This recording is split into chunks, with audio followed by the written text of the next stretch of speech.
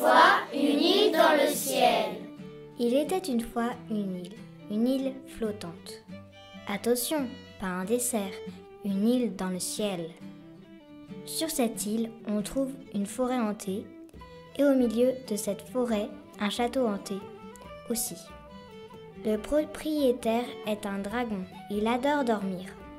Un jour, une fée se promène dans le ciel à la recherche de nuages pour faire ses potions magiques. Soudain, elle voit une île dans le ciel. Très curieuse, elle décide d'y aller. Elle voit une forêt et un château. Elle vole directement au château et frappe à la porte. « Eh oh, y a quelqu'un ?» dit la fée.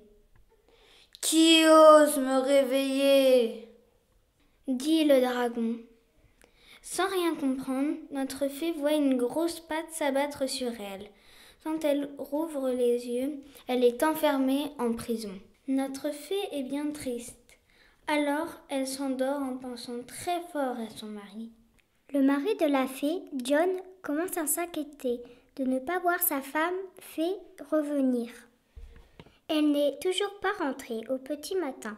Il décide donc d'aller la chercher. Il sait qu'elle va souvent chercher des nuages pour faire des potions. En volant dans le ciel, il voit une île. Avec le peu de force qui lui reste, il arrive devant la forêt de l'île.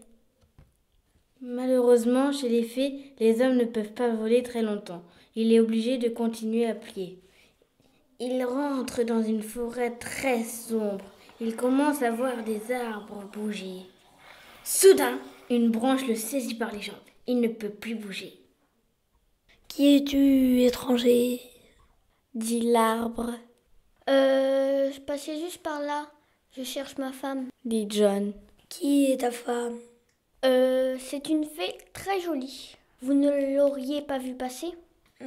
Ah oui, hier j'ai vu passer une fée, juste au-dessus de la forêt. Tu as de la chance que j'aime bien les histoires d'amour. Je vais t'aider. Elle est allée directement au château. Un château ? Vous avez un château ? Pouvez-vous me donner la direction ?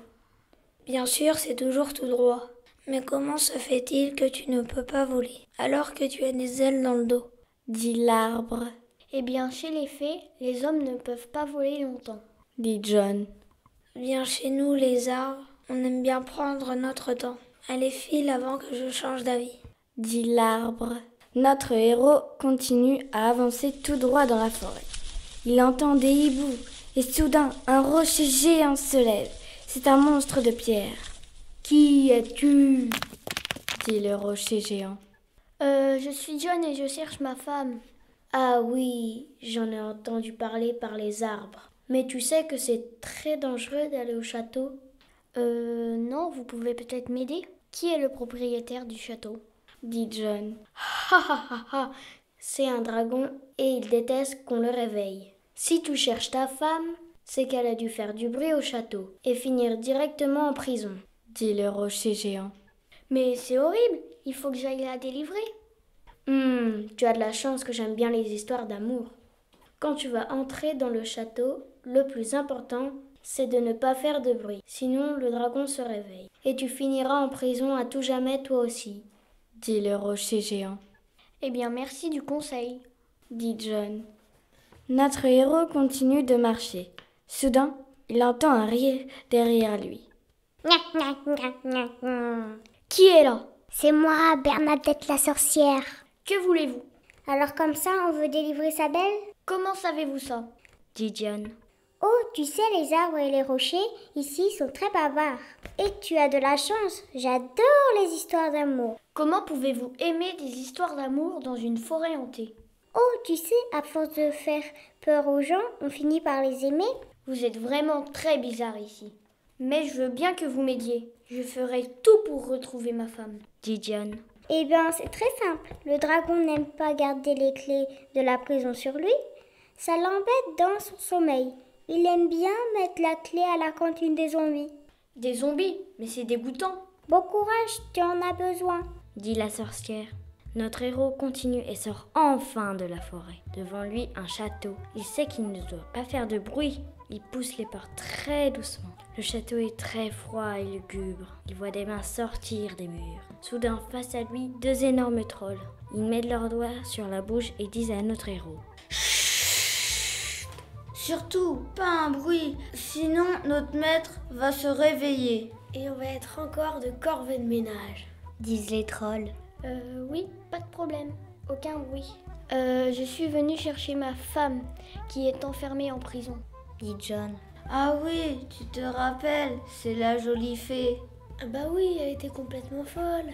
Elle est venue frapper à la porte directement hier. Disent les trolls. Et attention, ma femme n'est pas folle. Qui peut se douter qu'un dragon dort ici? Dit John.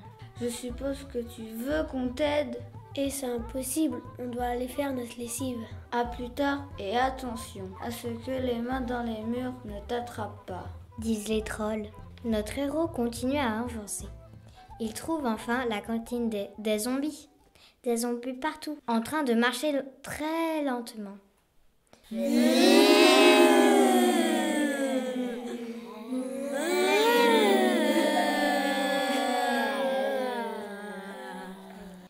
Il se faufile comme il peut et trouve enfin la clé sur un mur.